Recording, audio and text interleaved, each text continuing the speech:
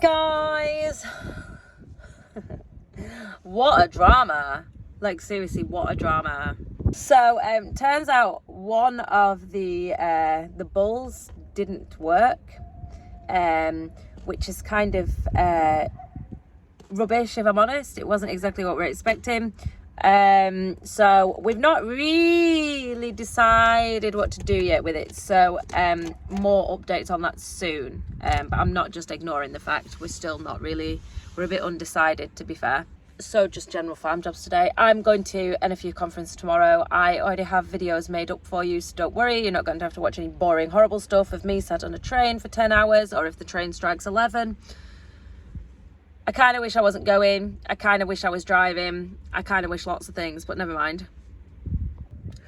So Missy Sheep she seems to be doing all right. She's very stable. She's not brilliant.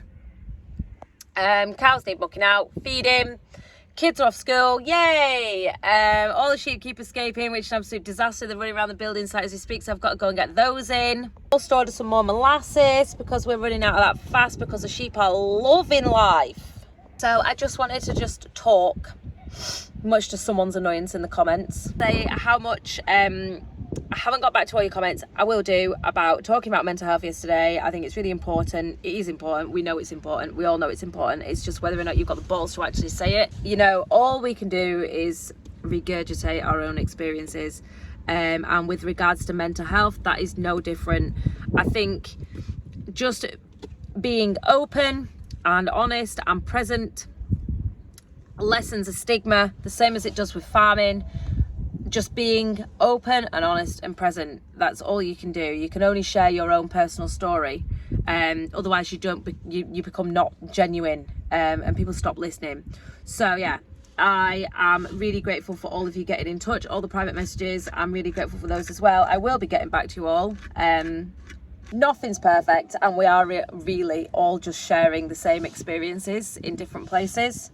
So yeah, it's just, yeah, I just thought I'd just throw that in there before we start the video. I've just had my hair cut. Hold on, I will show it you. Hold your horses.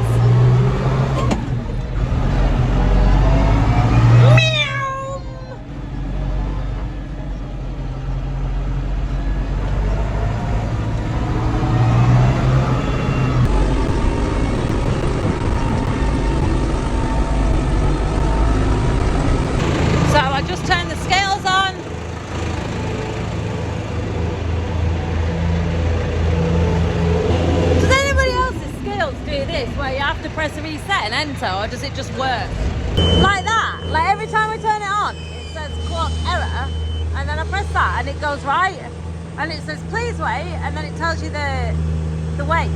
Like, is that normal, or is that, like, you know?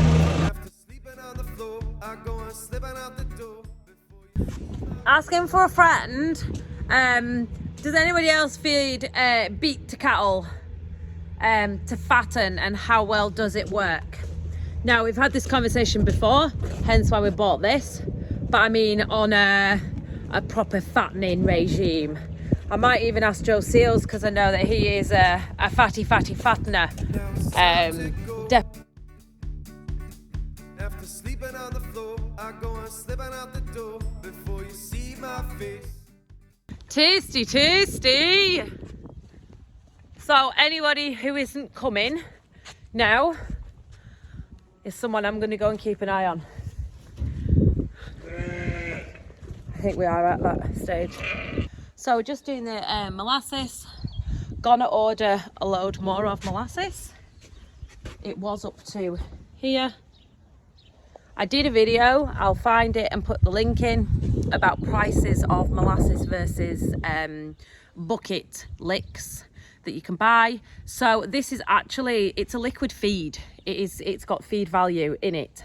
So do any of you watch Wardy's Waffles, Wardy's Weekly Waffles or Wardy's Bi-Weekly Waffles? He went round the British Sugar at Newark, and out of that I took that 3% of the waste out of the sugar beet. It goes into animal feed. And this here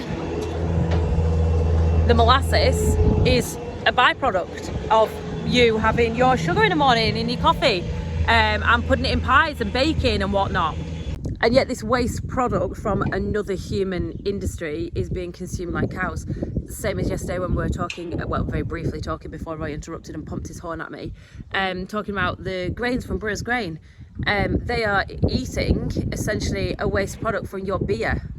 I just think they're incredible animals, and I think quite often it's used as a statistic somehow to batter farmers with by the alternative food, plant-based, very vocal online section of society. That was a very long-winded way of saying it, wasn't it? That, you know, cows are eating this and cows are doing this and cows are doing it. No, they're eating your waste a lot of the time. Even the concentrated feed that is in the bags that we buy from the feed store, a lot of that is waste.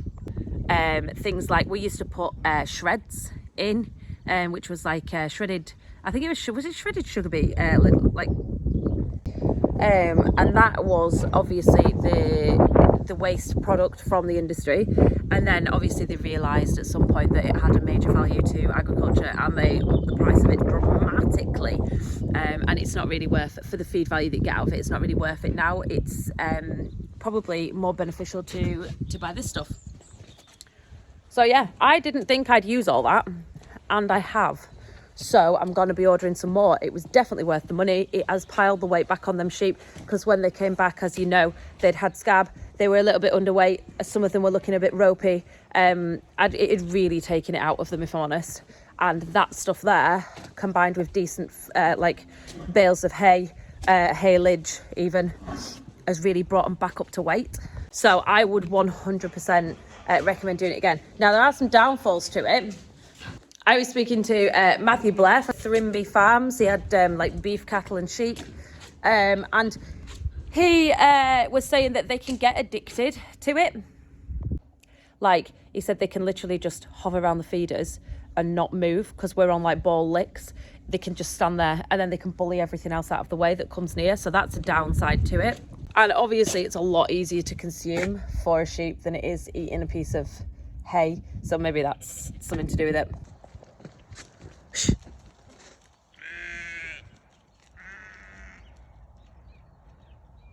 Go on.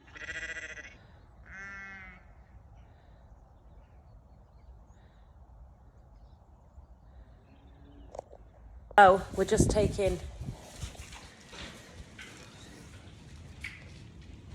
bits of poop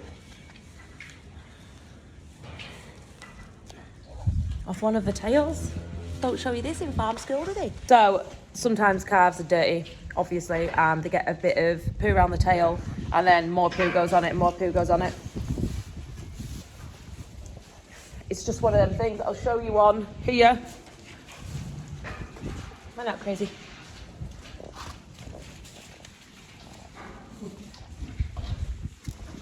They're called clinkers. Just shit, basically. And if you don't take them off, it can strangulate the tail, and then the tail can drop off. True story. Today was a total disaster, but we'll talk about that later. Right now, I Trodaxed the cows yesterday, but I didn't give them like a Noromectin. Here, let me show you. For lice, worms, bitey, creepy crawlies, that kind of stuff.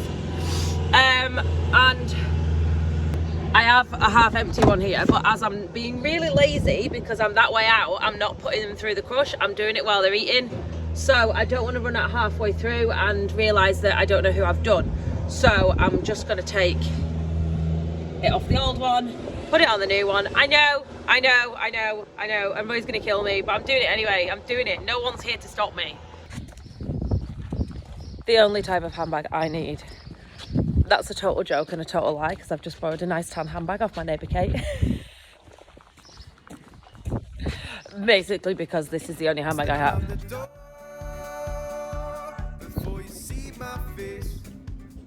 So we are going to straw this out. So this is our favourite building. So these lucky monkeys are coming out into a new pen.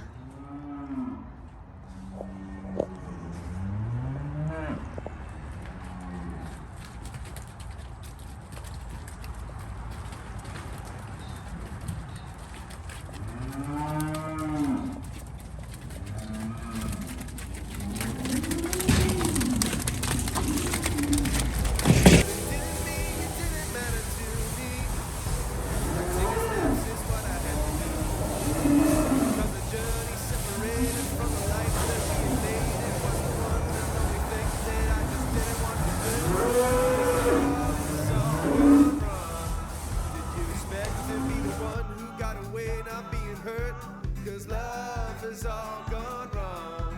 If it was meant for you and me, then I'm sure God would make it work. It's all wrong, 'cause you were mine, so I'll be strong. Like, these guys do not go towards things like your Sunday roast. They're more burgers. Joe and Ollie snuggling in for the night with a bit of feed. All right, boys. Please, can't you forgive me?